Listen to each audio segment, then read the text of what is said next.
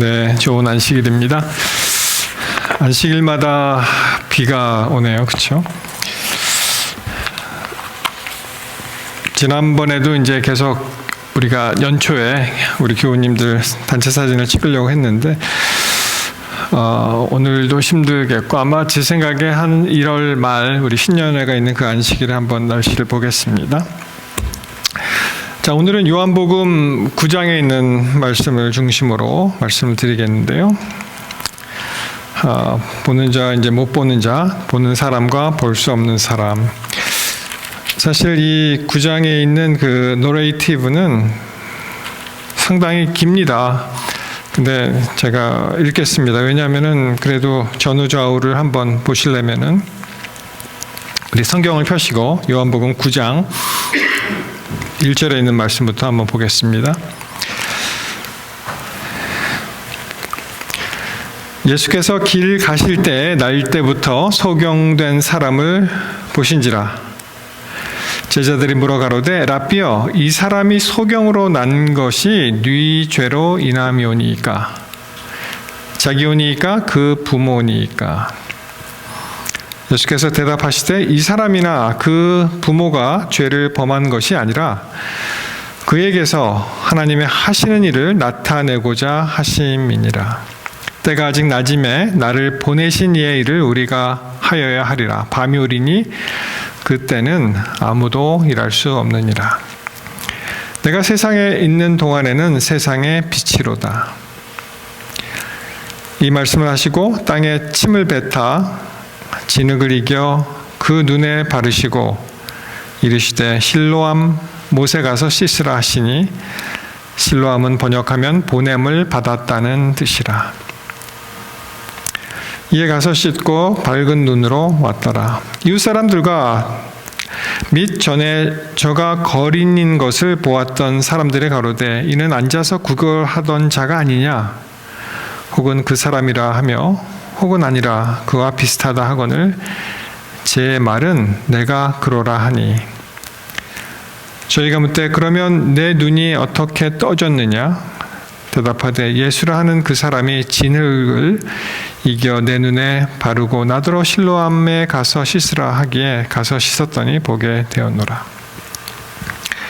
저희가 가로되 그가 어디 있느냐 가로되 알지 못하노라 하니라. 저희가 전에 소경되었던 사람을 데리고 바리새인들에게 갔더라. 예수께서 진흙을 이겨 눈을 뜨게 하신 날은 안식일이라. 그러므로 바리새인들도 그 어떻게 보게 된 것을 물으니 가로되 그 사람이 진흙을 내 눈에 바르매 내가 씻고 보나이다 하니. 바리새인 중에 혹은 말하되 이 사람이 안식일을 지키지 아니하니 하나님께로서 온 자가 아니라 하며 혹은 말하되 죄인으로서 어떻게 이러한 표적을 행하겠느냐 하여 피차 쟁론이 되었더니 이에 소경되었던 자에게 다시 묻되 그 사람이 내 눈을 뜨게 하였으니 너는 그를 어떠한 사람이라 하느냐 대답하되 선지자니이다 한대 유대인들이 저가 소경으로 있다가 보게 된 것을 믿지 아니하고 그 부모를 불러 묻되 이는 너희 말에 소경으로 났다 하는 너희 아들이냐 그러면 지금은 어떻게 되어 보느냐. 그 부모가 대답하여 가로되 이는 우리 아들인 것과 소경으로 난 것은 아나이다. 그러나 지금 어떻게 되어 보는지 또는 누가 그 눈을 뜨게 하였는지 우리는 알지 못하나이다. 저에게 물어보시오. 저가 장성하였으니 자기의 일을 말하리이다.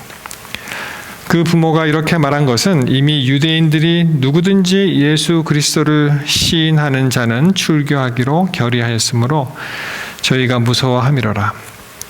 이러므로 그 부모가 말하기를 저가 장성하였으니 저에게 물어보시오 하였더라. 이에 저희가 소경되었던 사람을 두 번째 불러 이르되 너는 영광을 하나님께 돌리라. 우리는 저 사람이 죄인인 줄 아노라. 대답하되 그가 죄인인지 내가 알지 못하나 한 가지 아는 것은 내가 소경으로 있다가 지금 보는 그것이니이다. 저희가 가로되 그 사람이 내게 무엇을 하였느냐 어떻게 내 눈을 뜨게 하였느냐 대답하되 내가 이미 일렀어도 듣지 아니하고 어찌하여 다시 듣고자 하나이까 당신들도 그 제자가 되려 하나이까 저희가 욕하여 가로되 너는 그의 제자나 우리는 모세의 제자라.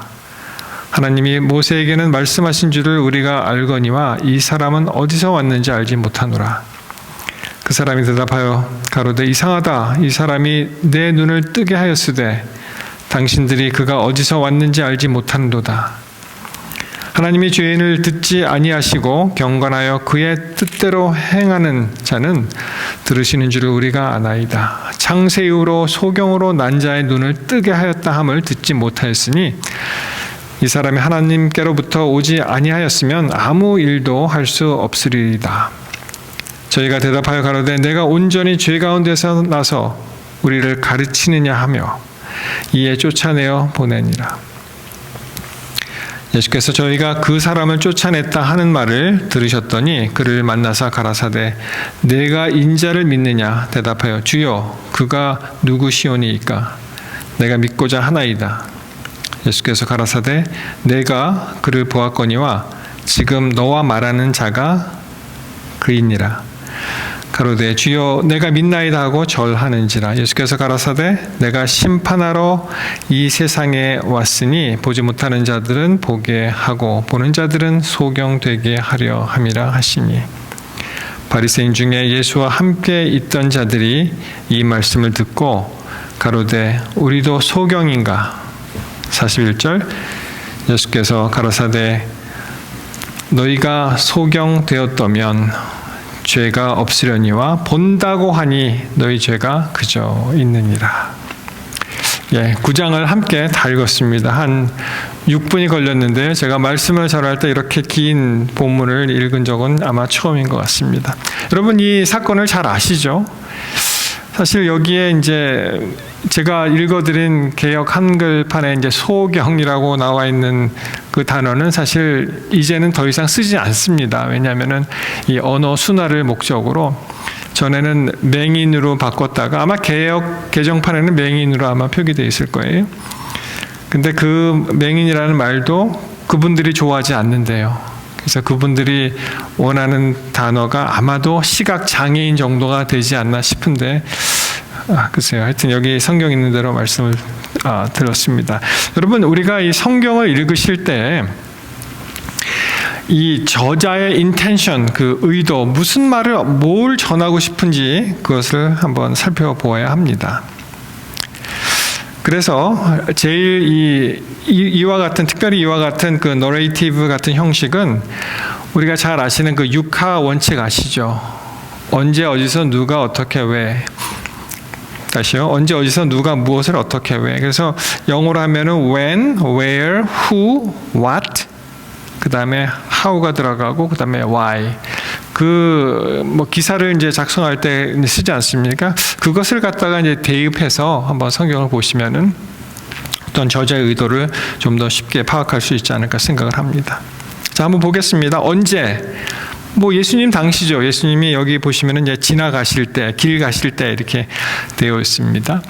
그리고 이제 8장과 뭐 그 전에 있는 맥락을 같이 살펴보시면 이때는 장소는 어디였습니까? 어디서?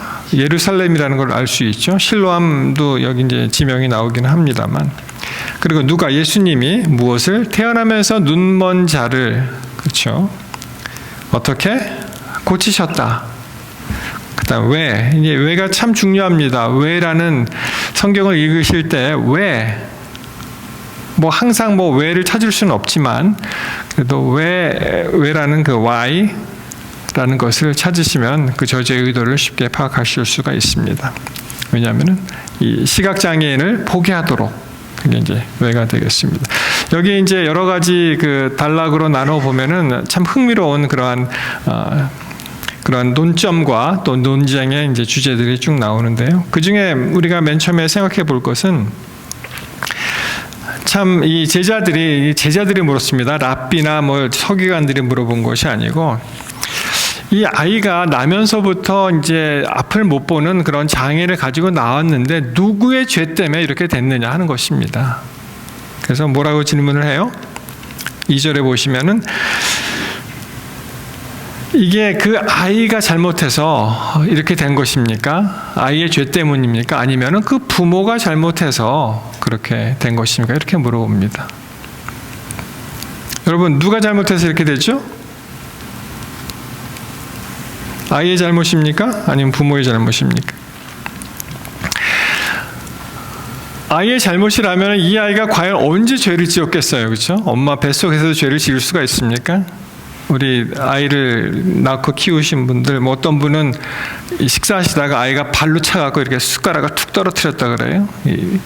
벤의 몸짓이죠, 말하자면은. 그러면은 낳는 순간에 어떻게 죄를 짓습니까? 아니죠. 그러면 부모가 잘못해서 이 아이가 이렇게 됩니까? 그러면 또 어떤 딜레마에 빠지냐 하면은, 아니 공평하신 하나님이 잘못하지도 않은 사람을 벌하시는 그런 게 되잖아요. 그렇죠? 부모가 잘못해서 부모가 책임을 져야지, 부모가 벌을 받아야지, 왜 아이에게 말하자면 이제 죄의 삭시 전개가 됩니까?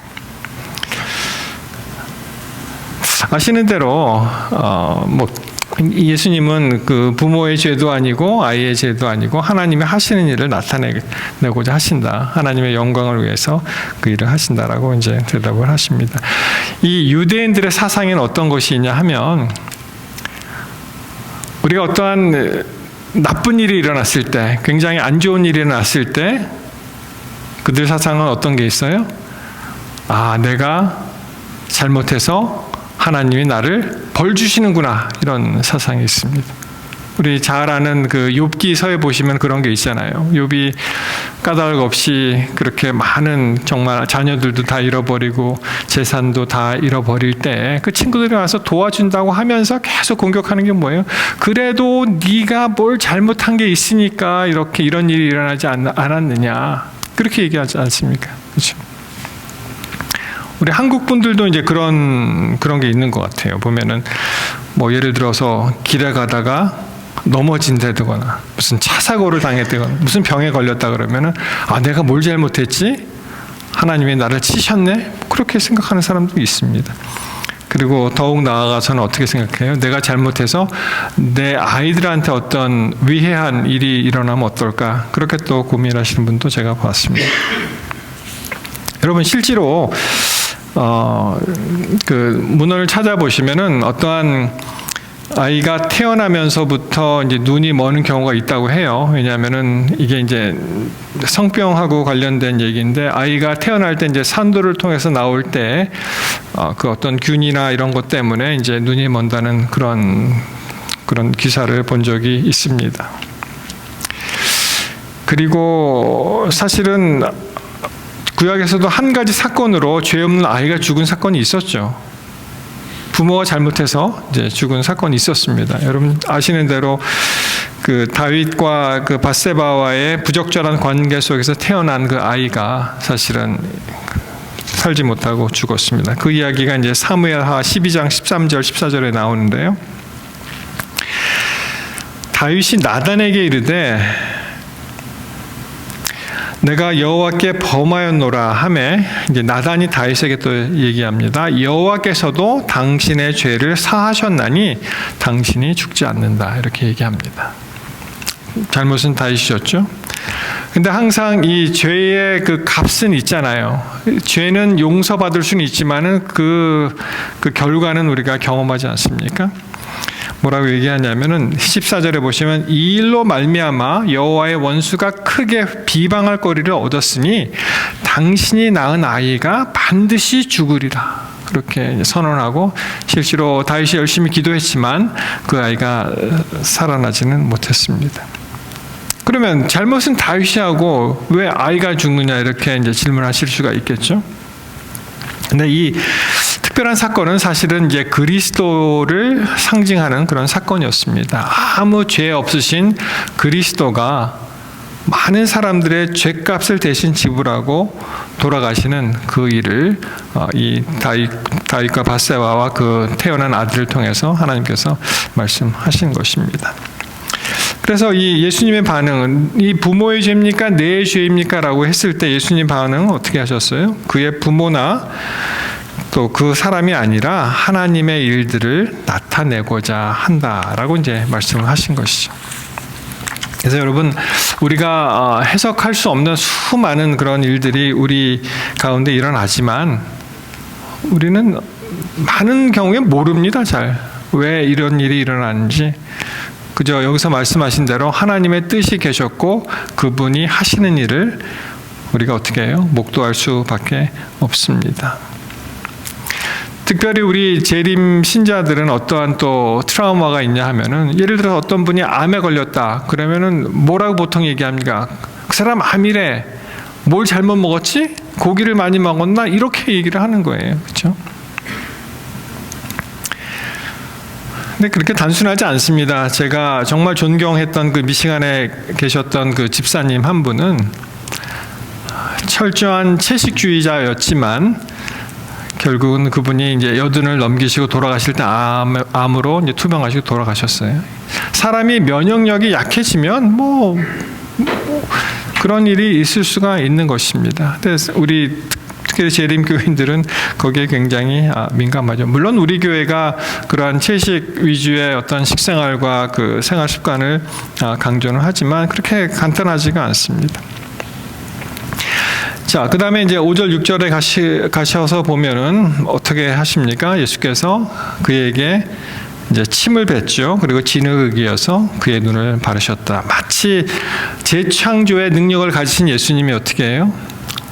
진흙으로 마치 이제 눈동자를 이 동공, 안구를 만들어서 이렇게 하시듯이 그런 이제 그런 장면이 나옵니다. 물론 성경의 다른 구절에 보시면은 그냥 말씀으로도 예수님 치유하실 수 있었죠. 그때 상황에 따라 여러 가지 방법을 통해서 이제 치유의 손길을 예수께서 주셨습니다. 그리고 말씀하십니다.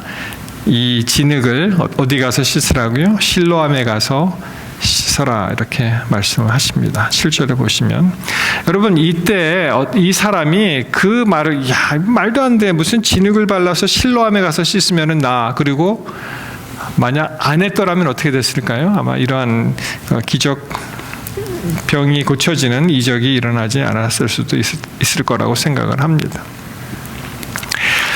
그 다음에 이제 우리가 살펴볼 논쟁 두 번째는요, 안식일 문제입니다. 여러분, 우리가 참 이 중요한 어떠한 대목에서 너무 이 곁가지에 이제 우리가 말하자면 신경을 쓰는 경우가 얼마나 많습니까? 참 얼마나 놀라운 일입니까? 그렇죠? 이 날 때부터 앞을 못 보던 시각 장애인이 어떠한 사람으로부터 이제 구원을 받았잖아요. 이제 보게 되었잖아요. 얼마나 놀라운 일입니까? 그런데 뭐라고 공격해요? 아니, 어떻게 안식일에 이런 일을 하느냐, 그런 것입니다. 중요한 걸 봐야 되는데 우리는 어떻게 곁가지를 물론 안식일이 중요하죠. 또 한 가지는 마지막 시대에도 이제 안식일이 이 관심의 초점이 될 것입니다. 어떠한 하나님을 경배하느냐, 사단을 경배하느냐의 시금석이 이제 안식일 될 거예요. 물론 중요하죠.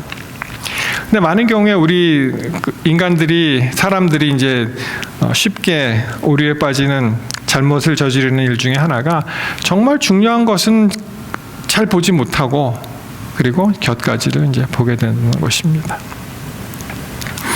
여러분, 우리가 평소에 어떤 일을 싸우는지 아세요?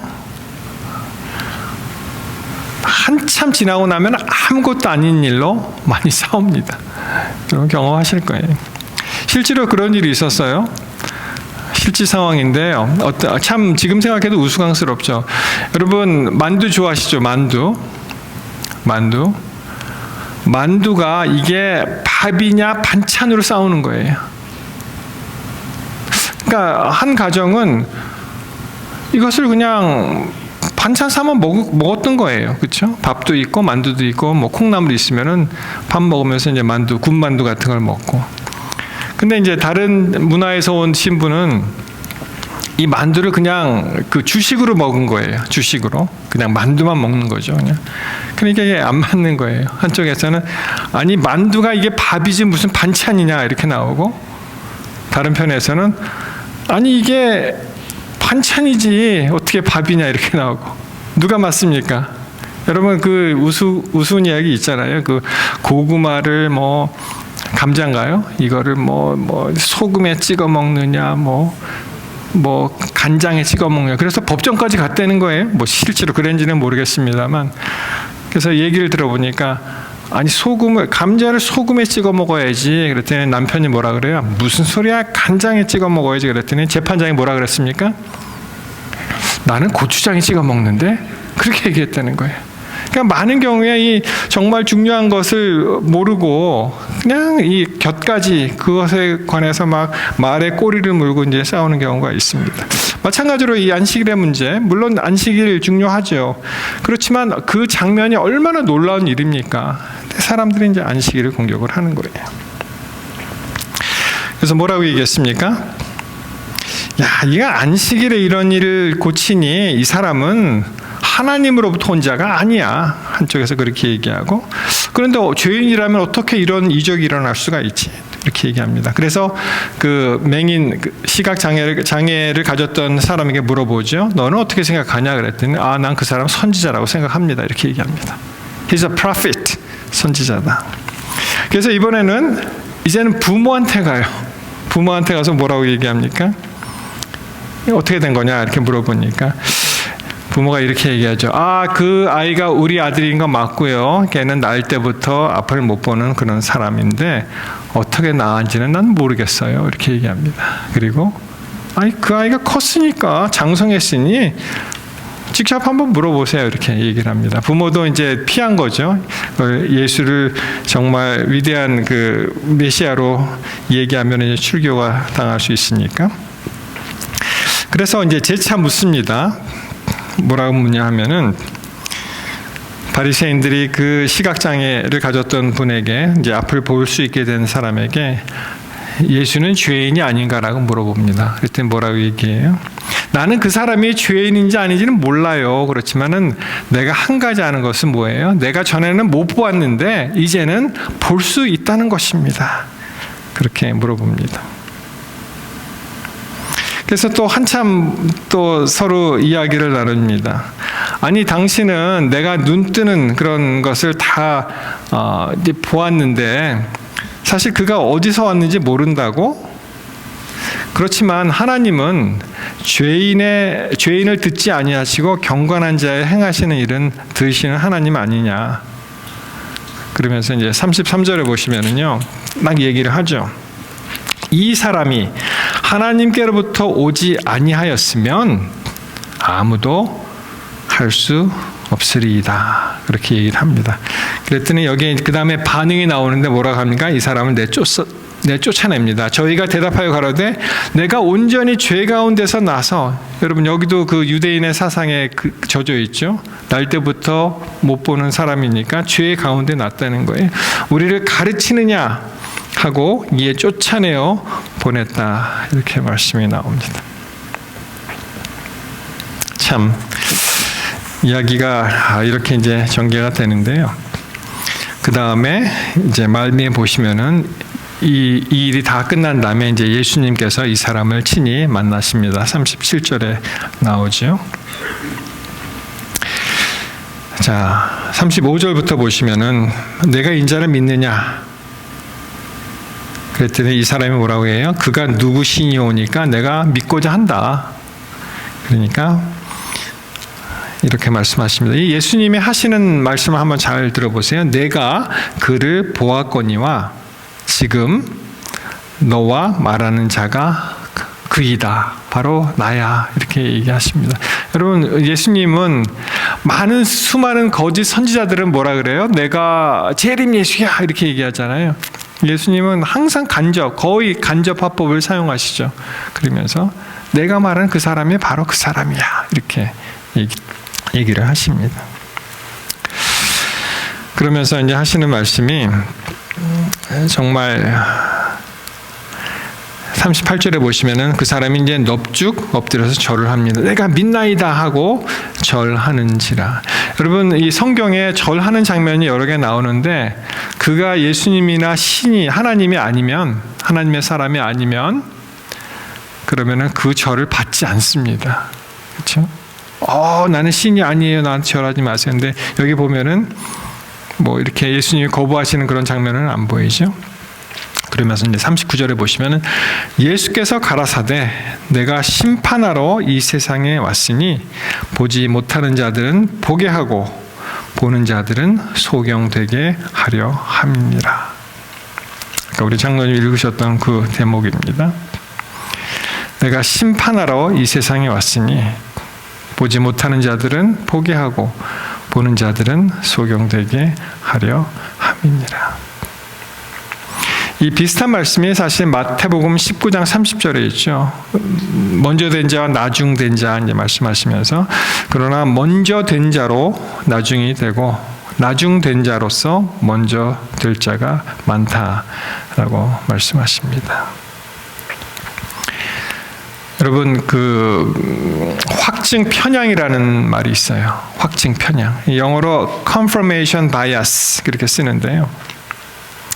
예, 확증 편향은 뭐냐면은 그 definition 정의를 말씀드리면 가설의 진위를 가리거나 문제를 해결할 때 자신의 신념과 일치하는 정보만을 취하고 상반되는 정보는 무시하는 무의식적인 사고 성향이다. 그렇게 얘기합니다. 의식적으로 하는 것이 아니고 무의식적으로 그렇게 된다는 거예요. 예를 들어서 이런 것입니다.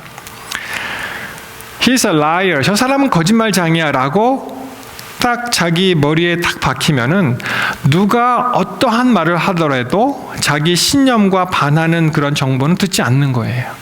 그리고 자기의 신념과 맞는 자기가 믿는 저 사람은 거짓말장이야 라고 믿는 그 정보만을 듣는 것입니다. 그것도 이제 무의식적으로 그렇게 된다는 것이죠. 전에 한번 말씀드렸나요? 제 기억으로 이제 타블로라는 가수가 있었어요. 타블로. 근데 이 사람이 얼마나 정말 명석하고 스마트한 사람이었는지 한국에서 이제 캐나다로 이민을 와서 학교를 다니는데 스탠포드 대학에서 이제 공부를 했습니다. 근데 제 기억으로 이제 2가지 전공을 했대요. 뭐 영문학하고 뭐 비즈니스인가 하여튼 뭐 그런 2가지 전공을 하고 거기에다 더해서 석사 과정까지 함께 한 3년인가 만에 다 마친 거예요. 그래서 이제 인터뷰를 이렇게 하는데 그런 이야기가 나왔습니다. 자기 학창시절에 관한 이야기가 나왔습니다.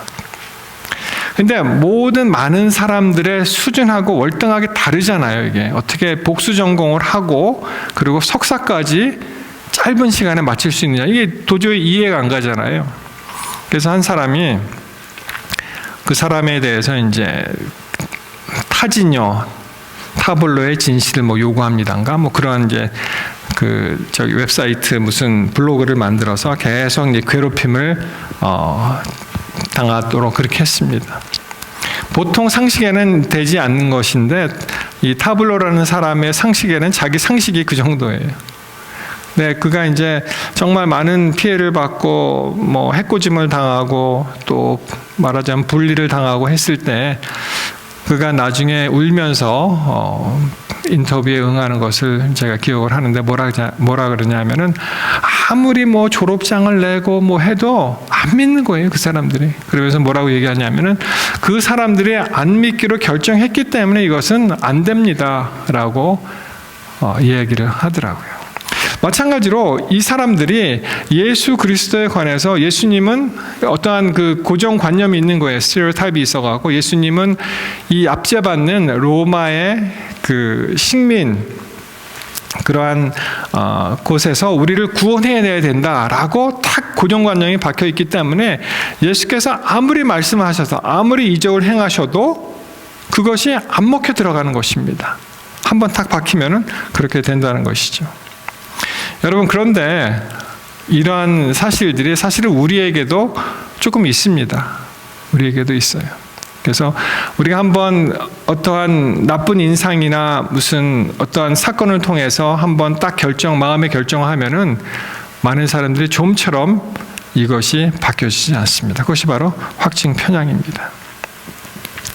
그래서 정말 우리는 이 성경을 대하고 이제 사람들을 대할 때 겸손한 마음으로 주님의 앞에 서야 합니다. 우리의 완고한 어떠한 고집을 버리고요, 자기 편향적인 그러한 모습을 버리고 오직 주님이 말씀하시는 그 말씀으로 우리가 그대로 받아들여야 됩니다. 주님의 사랑과 진리를 갈급하는 자만이 그것을 얻을 수가 있어요.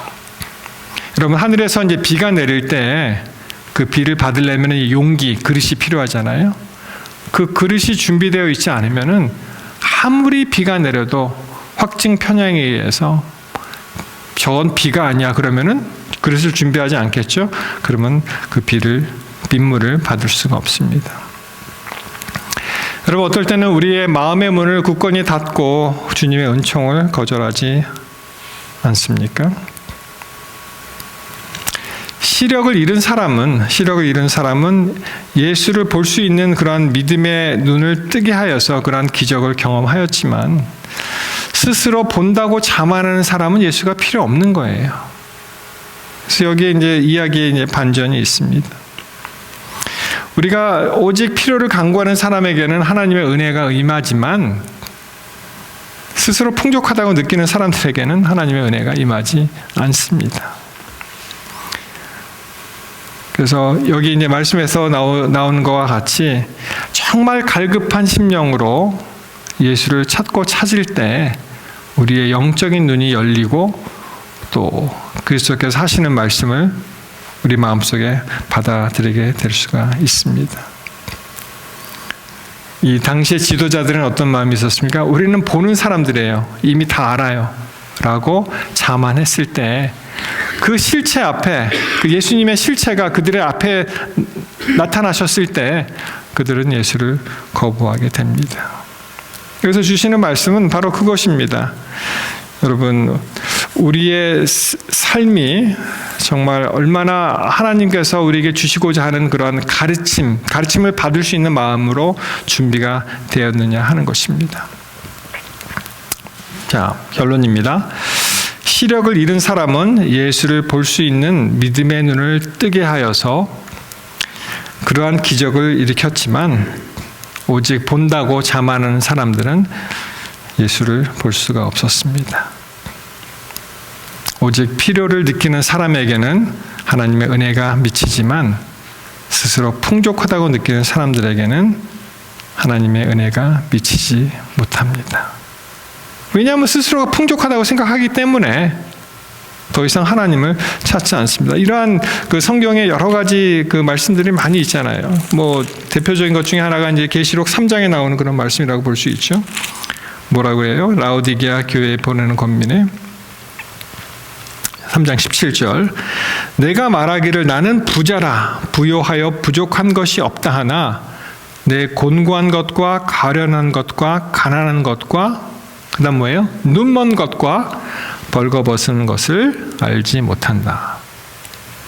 그리고 이제 치료약을 주십니다. 18절에 보시면 내가 너를 권하노니 내게서 불로 연단한 금을 사서 부요하게 하고 흰옷을 사서 입어 벌거벗은 수치를 보이지 않게 하고 안약을 사서 눈에 발라 보게 하라.